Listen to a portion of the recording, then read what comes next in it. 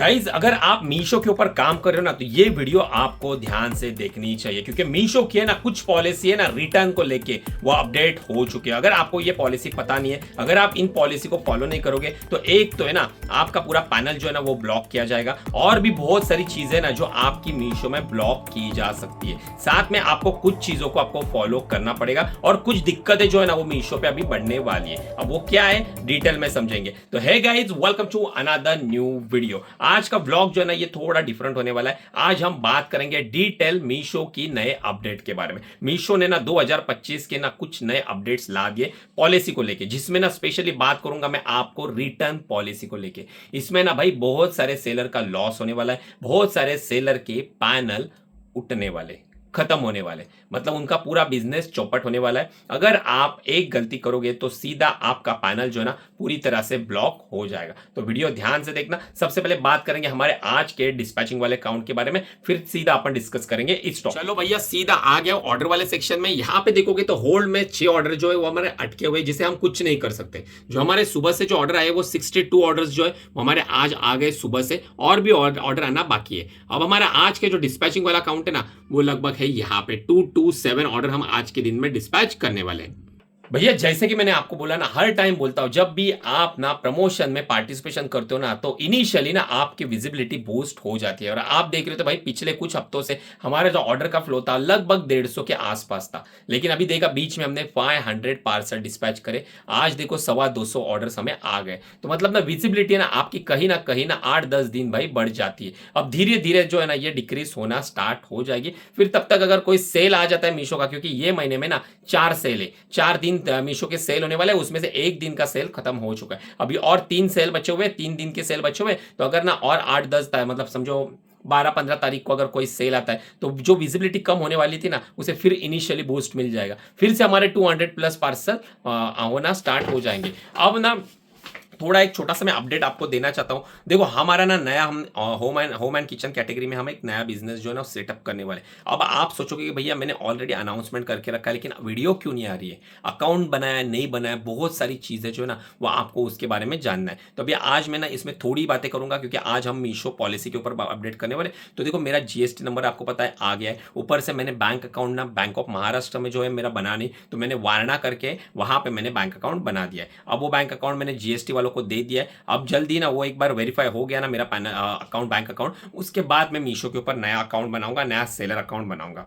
तो बाद में फिर हम लिस्टिंग करना स्टार्ट करेंगे। कुछ प्रोडक्ट मैंने देखे हुए कॉन्टैक्ट ही चल रहा है, एक बार वो वेरीफाइड हो गया फिर मैं जीएसटी के साथ वो परचेसिंग करूंगा। अभी तक मैंने एक भी प्रोडक्ट परचेस करा नहीं है, तो मैं भी थोड़ा वेट कर रहा हूं क्योंकि मेरा अकाउंट वो पूरा एक्टिव होना चाहिए इसके वजह से। चलो गाइज अभी बात करते हैं असली मुद्दे की। देखो आप अगर मीशो पे काम करते हो तो मीशो ने अपनी पॉलिसी अपडेट कर ली। अब जैसे कि आपको पता है कि कुछ पार्सल जो रहते हैं 2 तरह से आपको रिटर्न आता है। एक आता है आपका आरटीओ पार्सल, मतलब ये वाला पार्सल है ना जो थैली में आप पार्सल भेजते हो सेम वैसा ही पार्सल आपको रिटर्न आता है, उसे बोलते हैं आरटीओ। ये कस्टमर तक जाता ही नहीं, बीच रास्ते में पार्सल जो है ना ऑर्डर कैंसिल हो जाता है, जिसके कारण वो फिर से रिटर्न टू ओरिजिन एड्रेस पे आ जाता है। तो इसे आरटीओ कहते हैं, जिसके आपको 0 चार्जेस लगते हैं। इसके ऊपर आपको कोई भी पैसा देना नहीं पड़ता है मीशो को। बस ये जो पैकिंग मटेरियल रहता है ना ये आपका वेस्ट हो जाता है। और अगर आपका पार्सल मतलब अंदर का जो प्रोडक्ट रहेगा ना वो टूटने फूटने वाला रहेगा, डैमेज वाला रहेगा, बॉक्स आइटम रहेगा, तो वो डैमेज हो जाता है। तो पैकिंग का नुकसान, वो सारी चीजें होती है, बाकी रिटर्न चार्जेस नहीं लगते। अब बात करो अगर मैं ना जैसे कि ये वाला पार्सल, ये डिलीवरी लॉजिस्टिक के थैली में आया, देखो ये देख रहे हो आप डिलीवरी लिखा हुआ है। तो इन जैसे पार्सल जो आते हैं ना इसे बोलते हैं कस्टमर रिटर्न, डीटीयू। मतलब ये कस्टमर के पास जाता है, कस्टमर किसी भी रीजन से ये पार्सल रिटर्न करता है। तो इसके ऊपर पर पार्सल के ऊपर आपको लगभग 170-180, अगर आपका पार्सल 500 ग्राम के नीचे तो लगभग मोटा मोटी कर लो, पकड़ के चलो 160 से 180 के बीच में आपको चार्जेस लगेंगे। ये वेरी करते हैं लॉजिस्टिक टू लॉजिस्टिक। अगर उसके ऊपर रहेगा तो 200 रुपए आपको लगाएंगे, अगर 1 kg का रहेगा तो। वो चार्ट आप अपने रिवर्स टैब में जाके वहां पे चेक कर सकते हो क्या क्या चार्जेस आपको लग। भैया ना आप थोड़ा ना ध्यान से सुनना, क्योंकि अगर फास्ट फॉरवर्ड करोगे ना तो भाई कोई पॉइंट छूट गया ना तो बाद में पछताना आपको पड़ेगा, मुझे नहीं। तो देखो इससे पहले क्या होता था ना, व्हाइट कुरियर पैकेजिंग में ना माल जाता था, वो सबको आपको पता है। अब कुछ महीने पहले मीशो ने क्या करा था, ये ब्रांडेड पैकेजिंग मैंडेटरी करी थी, क्योंकि ना झोल बहुत हो रहे थे, स्कैम बहुत हो रहे थे। तो इसमें क्या किया था, मीशो ने बोला कि हमारे ऑथोराइज वेंडर है उनसे आपको इस तरह की क्यूआर कोड वाली है ना, ये क्यूआर कोड वाली ये पॉलीथीन आपको बाय करनी है। साथ में बाद में अपडेट आ गया कि ये पॉलीथीन आप बाय करोगे तो इससे आपको पैनल से लिंक करना पड़ेगा, मतलब जो आपका शिपिंग लेबल रहेगा, शिपिंग लेबल के साथ ये वाली थैली को आपको लिंक करना पड़ेगा। अगर आप 100% लिंक करके पार्सल का डिस्पैच करोगे ना, मतलब आपको अगर ना 50 पार्सल आएंगे ना, तो 50 सारे पार्सल को आपको ब्रांडेड थैली में पैक करना है और उन्हें 50 पार्सल को लिंक भी करना है भाई। अगर आपने ना 40 पार्सल पैक किए, लिंक करे, 10 पार्सल नहीं करे, तो वो भी नहीं चलेगा। तो वो भी आपको 100% पॉलिसी का अपडेट आ गया 100%, तभी आपको ना रॉन्ग रिटर्न में ना आपको क्लेम मिलेंगे, नहीं तो आपको सारे क्लेम जो है ना वो रिजेक्ट हो जाएंगे। तो ये बातें तो भाई बहुत सारे लोगों को पता है। अब बात करता है भाई मेन टॉपिक की। तो बाद में क्या हुआ था ना, उसमें मीशो ने नोटिस करा कि भाई यहाँ पे ना बहुत सारा स्कैम हो रहा है, ठीक है। तो बाद में क्या हुआ था, मीशो ने हमें अपडेट दिया कि अगर आपको कोई भी पार्सल ऐसा फटा हुआ रिसीव होता है या कहीं से खींचा हुआ है या टेप है इस पार्सल के ऊपर, तो वो कंडीशन में आपको उस पार्सल को टेम्पर्ड मार्क करना पड़ेगा। साथ में नया और एक अपडेट ला दिया है कि आप जो भी रिवर्स शिपिंग लोगे वो 100% आपकी OTP वेरीफाइड होनी चाहिए। इससे पहले क्या होता था, हमारे जो लॉजिस्टिक वाले भाई है वो इस तरह का एक पर्चा लेके आते थे, ये तो लाइट बिल है लेकिन इस तरह का रहते हैं, उसके ऊपर वो POD बोलते हैं उसके ऊपर आपके ये सारे पार्सल के डिटेल रहते थे कि भाई ये सारे पार्सल जो है इसका AWB नंबर मेंशन किया हुआ है, उसके ऊपर आपको सिग्नेचर देनी पड़ती थी,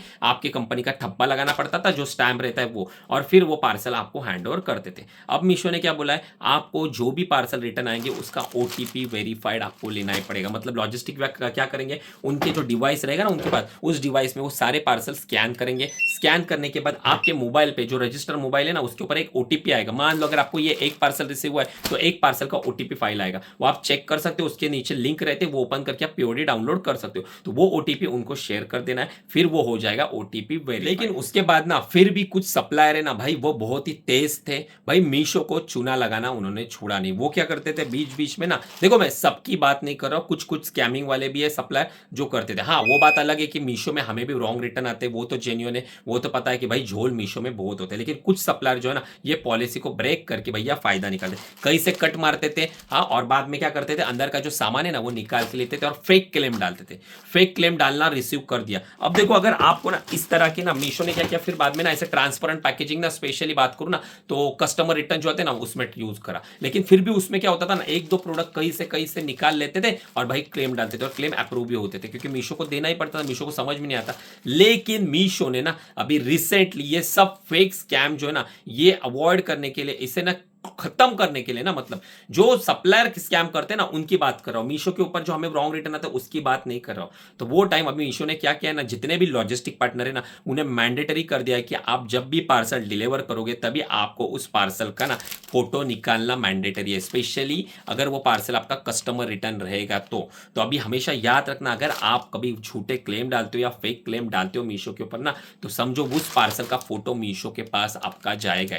और अगर वो फोटो मीशो के पास जाता है और फिर आप बोलते हो कि भैया इसमें मैंने 5 प्रोडक्ट भेजे थे और मेरे को एक ही प्रोडक्ट मिला है, तो इसका मतलब आप फ्रॉड कर रहे हो मीशो के साथ, मीशो की पॉलिसी ब्रेक कर रहे हो, जिसके कारण मीशो आपका ना क्लेम डालने का जो ऑप्शन है ना परमानेंटली डिसेबल कर सकता है, या फिर आपका अकाउंट जो है ना वो फ्रॉड केस में सस्पेंड कर सकता है। तो इसके बाद एक बार ये चीजें हो गई ना, फिर आप कितने भी टिकट डालो आपका अकाउंट फिर कभी लाइव होगा ही नहीं, आपका पूरा बिजनेस एक छोटी सी गलती से खत्म हो सकता है। अब भैया ये जो बातें ना मैंने बता दी, जो सप्लायर ना मीशो पे स्कैम करते हैं, फेक क्लेम डालते हैं, उनको अवेयरनेस करने के लिए ये चीजें आपको नहीं करनी, ये तो मैंने बता दी। लेकिन एक और जो दिक्कत है ना वो अभी मीशो पे स्टार्ट हो गई, और इसे ज्यादा दिन हुए नहीं, लगभग 15-20 दिन की बात है, मीशो ने फिर से भाई अपनी पॉलिसी अपडेट कर दी। अब उन्होंने क्या करा ना, जो टेम्पर्ड पार्सल पहले वो क्लेम अप्रूव करते थे ना, अब भैया वो क्लेम भी रिजेक्ट करना स्टार्ट हो गए। मान लो अगर आपका पार्सल ना कोई फटा हुआ है, उसके ऊपर टेप लगी है ना, तो पहले मीशो बोलता था कि आप उसे टेम्पर्ड मार्क कर देना POD के ऊपर, या OTP वेरीफाइड में टेम्पर्ड मार्क कर देना कि आपको टेम्पर्ड पार्सल मिला है।